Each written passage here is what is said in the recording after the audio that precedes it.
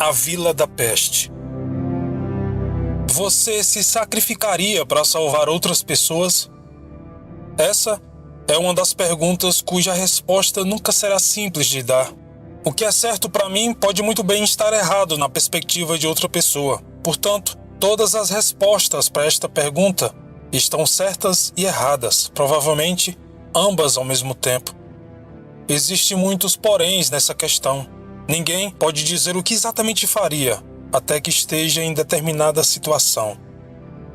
Pois bem, Heian é uma pequena vila na Inglaterra situada no Peak District National Park e é conhecida como a Vila da Peste. Isso se deve ao ato coletivo de auto-sacrifício que os moradores fizeram durante um surto de peste bubônica ocorrido entre os anos de 1665 e 1666, quando os habitantes do lugar optaram por se isolar para impedir que a infecção se espalhasse pelas aldeias vizinhas e por todo o país.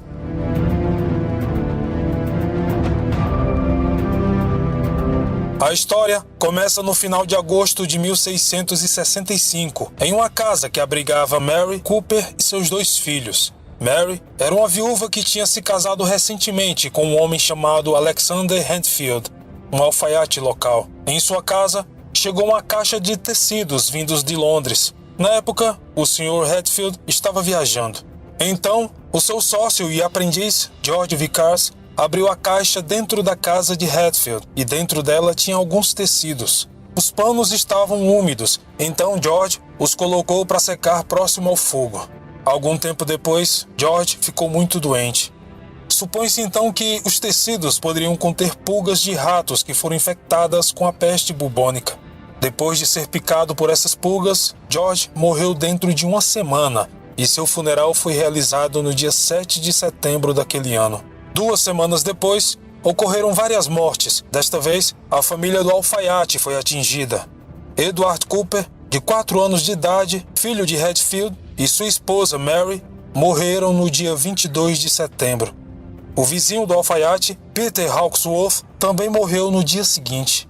O vizinho da frente, Thomas Thorpe, faleceu em seguida, no dia 26 de setembro, seguido por sua filha de 12 anos, Mary Thorpe, no dia 29. A última a morrer desta primeira sequência foi Sarah Seidel, que morava do outro lado da estrada, no dia 30 de setembro. Medo e pânico varreram a ilha, com muitas pessoas acreditando que estavam sofrendo a ira de Deus por serem pecadoras. Durante essas primeiras semanas de total pavor, as famílias mais ricas fugiram da vila, mas não há registro de quantas conseguiram sair. A maioria das pessoas simplesmente não queriam se aventurar em ir muito longe de suas casas. Muitos eram pobres e não tinham sequer para onde ir, muito menos meios para ir embora. A cidade grande mais próxima era Sheffield, e os moradores, ao saber o que estava acontecendo em Heian, ergueram barreiras e montaram guarda para impedir que estranhos infectados entrassem em sua cidade. Alguns dos moradores buscaram refúgio na floresta ou em cavernas próximas. No final de outubro daquele ano, a vila já contabilizava 23 vítimas que sucumbiram à praga. Entre elas estavam Jonathan Cooper, o filho mais velho de Mary e do alfaiate Hatfield, além de outro membro da família Hawksworth e mais 5 membros da família Thorpe. Em novembro, o total de mortes era de 29. Isso era maior que a média de morte anual da vila.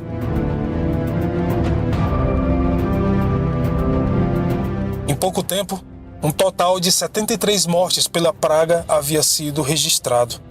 Com o início do inverno, as mortes diminuíram e finalmente os moradores pensaram que o pior já havia passado e algumas pessoas começaram a voltar para suas casas. Mas esta era apenas uma pequena calmaria antes da tempestade. Infelizmente, isso era apenas o começo do fim, o início do inferno.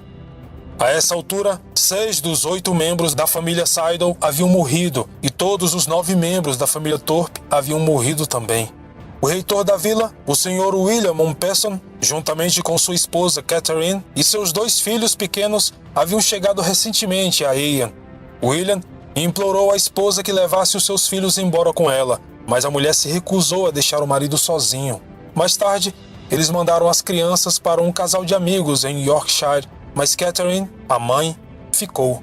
Então, o Sr. William, como a única autoridade da cidade, notou um aumento acentuado de mortes em junho de 1666 e, juntamente com o ex-reitor Thomas Stanley, eles decidiram realizar uma reunião com os habitantes de Heian. Naquela época, foi decidido que não haveria mais funerais e os moradores enterrariam seus mortos nas suas próprias terras.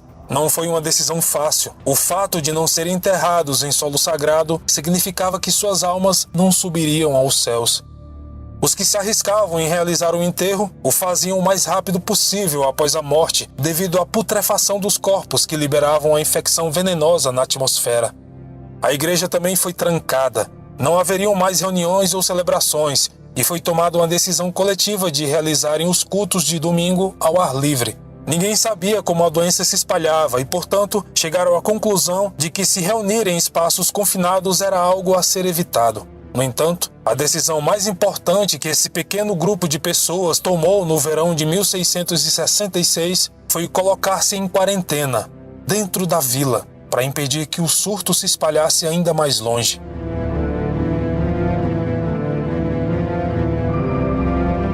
Heian estava longe de ser autossuficiente e foram necessários planos para fornecer suprimentos suficientes aos aldeões em quarentena. O conde de Devonshire, que morava perto, em Chatsworth House, foi o principal benfeitor e providenciou que alimentos e suprimentos médicos fossem deixados no limite sul da vila, onde os moradores poderiam buscar. Não havia contato entre os que estavam em quarentena e os que os ajudavam. Bilhetes com pedidos de suprimentos eram deixados em cima de uma pedra na fronteira da cidade. Quando os benfeitores deixavam os suprimentos, eles derramavam vinagre ao redor e lavavam as suas mãos. Pensava-se na época que isso limparia as sementes da praga, tornando as encomendas seguras de manusear.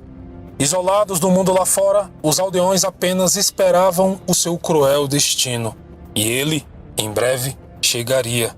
Um destino doloroso e brutal. Nos 6 meses seguintes, a taxa de mortalidade aumentou dramaticamente. Em junho de 1666, foram registradas mais 20 mortes, mas o pior, acredite, ainda estava por vir. Em julho daquele mesmo ano, foram 56 mortes e em agosto, mais 78 pessoas sucumbiram à peste. A essa altura, mais de 200 pessoas haviam morrido em uma vila de aproximadamente 700 habitantes. Depois de se recusar a deixar o marido e trabalhar incansavelmente para ajudar os doentes e moribundos, a esposa do reitor William, Catherine, teve uma morte lenta e dolorosa. Ela foi a única vítima de Heian a ser enterrada no cemitério após a epidemia. Apenas o seu marido estava lá. Um dos sintomas mais terríveis da doença era devastador. As vítimas ficavam literalmente com os órgãos internos podres.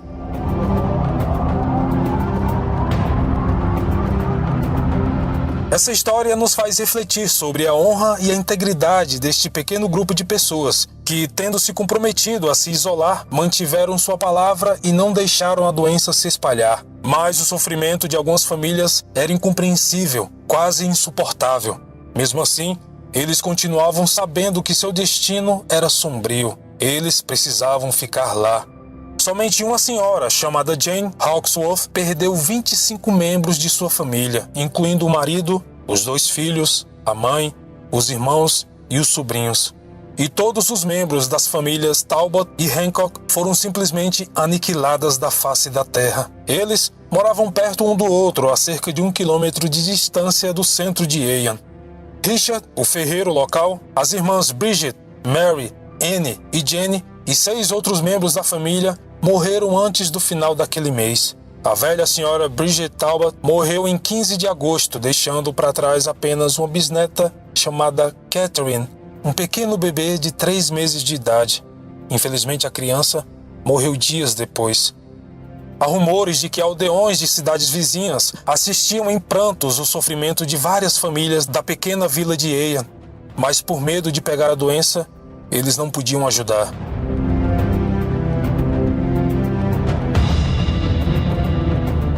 De repente, quando o Natal se aproximava, tudo acabou, com uma última morte, a de Abraham Morton, que faleceu no início de dezembro de 1666. A pequena vila de Heian, em Derbyshire Dales, então, silenciosamente, tomou seu lugar na história, como um exemplo de pessoas comuns dispostas a cometerem um dos atos mais heróicos de autossacrifício da história inglesa.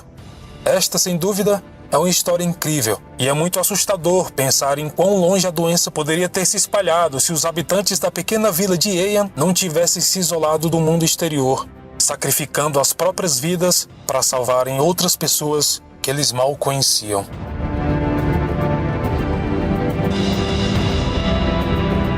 Bom, este foi o vídeo de hoje. Espero imensamente que tenham gostado. Muito obrigado pelo carinho e atenção. Não esqueçam de se inscrever no canal se não forem inscritos. Aqui na descrição tem um link para nossas redes sociais. E como sempre, nos vemos nos comentários. Até mais.